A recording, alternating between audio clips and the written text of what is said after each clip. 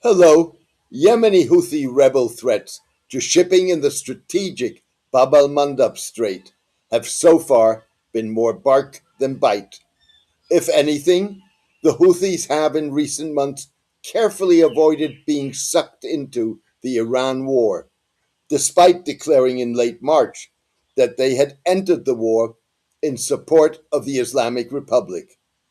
Instead of deploying their most strategic tool, attacks on shipping in the Bab al Mandab waterway that links the Suez Canal and the Red Sea with the Arabian Sea and the Indian Oceans, the Houthis limited their engagement to firing several missile barrages at Israel. Similarly, the Houthi threatened on June 8 to attack Israel related shipping in the Red Sea, but refrained from matching their words with deeds, in contrast to their attacks on shipping during the Gaza war. More recently, Houthi leader Abdul Malik al Houthi avoided escalating tensions with Saudi Arabia to Bab al Mandab shipping, which accounts for up to a third of global container trade. In a fiery speech, Mr. al Houthi made no mention of Bab al Mandab, despite being visibly angry at this week's bombing of the Houthi controlled international airport of the Yemeni capital, Sana'a. Mr. al Houthi's restraint didn't stop other Houthi officials from threatening shipping through the Bab al Mandab Strait. The Bab al Mandab Strait is a legitimate leverage tool, said Houthi spokesman Mohammed al Bukhaiti, adding that we will focus on intensifying our military operations to enforce a blockade for blockade equation, compelling Saudi Arabia to stop intercepting civilian flights to and from Yemen. Mr. al Bukhaiti was equating a blockade of Bab al Mandab with the Saudi and Yemeni government blockade of Sana'a airport. A member of the Houthi delegation that attended the funeral of assassinated Iranian Supreme Leader Ali Khamenei, Mr. al Bukhaiti was one of 200 passengers aboard an Iranian airliner prevented from landing in Sana'a when the government bombed the airfield's runway.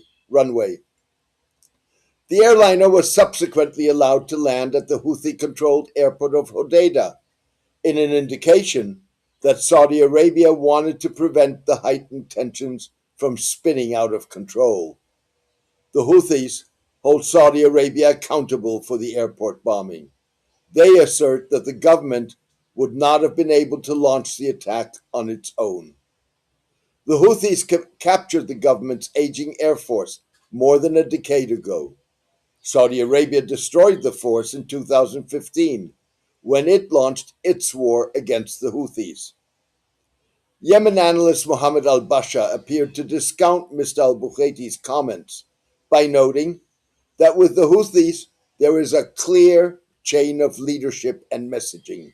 It begins with Abdul Malik al-Houthi, not the political bureau or other officials. Abdul Malik sets the tone, defines the priorities, and shapes the movement's narrative. Mr. al Houthi's restraint doesn't eliminate the group's potential threat to the Bab al Mandab waterway and Saudi Arabia's ability to circumvent the Strait of Hormuz by exporting oil through its Yanbu Red Sea port. While not referring to Bab al Mandab, Mr. al Houthi threatened to target Saudi oil installations if the kingdom violated a 4-year long United Nations backed de facto ceasefire in the Yemen war and rekindled hostilities. Iran's Islamic Revolutionary Guard Corps, or IRGC, bolstered the Houthi threat by warning that the U.S. naval blockade of Iranian ports could lead to the closure of all other export corridors that benefit the U.S. and its allies. Economists warn that a prolonged closure of both Bab al-Mandab and the Strait of Hormuz and or damaging attacks on Saudi oil and port infrastructure could push the global economy into a recession. Emboldened by Iran standing its ground in the war with the United States, the Houthis have an interest in upping the ante with Saudi Arabia. The rebels hoped to increase their leverage in stalled negotiations with Saudi Arabia by capitalizing on Crown Prince Mohammed bin Salman's desperate efforts to contain the damage to his social and economic transformation of the kingdom caused by the war with Iran.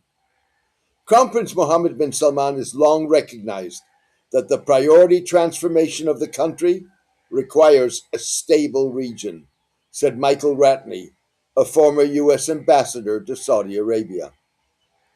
With multiple fires burning across the Middle East and the U.S. war against Iran reigniting, Saudi Arabia has given up on its original goal of defeating the Houthis, which it failed to achieve when the kingdom attacked the group in 2015. Instead, it aims to prevent the group from deepening its grip on territory it controls and prevent Iran from using the Houthis' de facto state as a launching pad for attacks on the kingdom.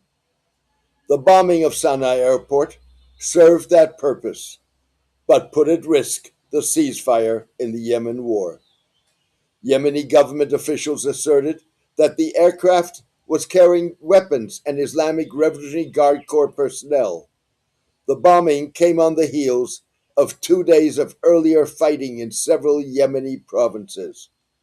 It sparked a tit for tat, with the Houthis firing missiles at the airport of Abha in Saudi Arabia, the kingdom attacking Saada, the Houthis' home base, and the group downing a Chinese-made Saudi Winglung 2 drone. Yemeni government and Houthi officials have since the bombing argued that the space for a military rather than a negotiated end to the conflict had shut down. Yemen's defense minister, Taha al-Akili, warned that the government's patience has run out. Houthi military spokesman Yahya Sari said that the de-escalation phase of Yemen's war was over. The series of recent incidents suggested that the Houthis were testing how far they could push the envelope without drawing third countries, the United States and Pakistan, into potentially escalating hostilities. The Houthis understand that closing the Bab al-Mandab Strait or launching maritime operations that target the United States would likely draw Washington directly into the conflict. At this stage, there is no indication they are seeking that outcome, said Mr. al-Basha, the Yemen expert. Earlier this month, the U.S. announced a $2 billion arms sale to Saudi Arabia that includes precision-guided munitions and low-cost counter-drone weapons to thwart potential attacks by the Houthis and pro-Iranian Iraqi militias. Media reports suggested that the Saudi crown prince gave Donald Trump a heads up and secured the president's support for the bombing of Sana'a airport. Last year, the United States, supported by Britain, responded to the Gaza-related Houthi attacks on Red Sea shipping with 53 days of daily air attacks on the group. With a mutual defense pact with Saudi Arabia that defines an attack on one as an attack on both, nuclear-armed Pakistan fears that it could be sucked into escalating Saudi Houthi hostilities. Pakistani troops are deployed close to the Saudi-Yemeni border. Pakistan's top leaders are still engaged in appeasing all stakeholders, but this could change if the Houthis expand the radius of their attacks in Saudi Arabia, said retired Pakistani General Ghulam Mustafa. Without credible negotiations to end the war, Mr. al-Houthi is walking on thin ice with his calibrated escalation of tensions with Saudi Arabia. As a result, expanding the conflict to the Red Sea shipping is more a question of when than if. Thank you for watching or listening to The Turbulent World. I'm honored that you spend time with my work, given that we live in a world of information overload, in which time and attention come at a premium. The Turbulent World offers in-depth, independent, evidence-based, and original geopolitical analysis of the Middle East, the Muslim world, and the rise of civilizational leaders that goes beyond what mainstream media offer. Paid subscribers make the turbulent world possible. They have full access to all postings, podcasts, and videos, as well as the newsletter's multi year archive. They can post comments and get one on one briefings on demand. Please consider becoming a paid subscriber. This is as good a time as any other to subscribe. You can do so by going to jamesmdorsey.substack.com. Thank you, best wishes, and see you soon.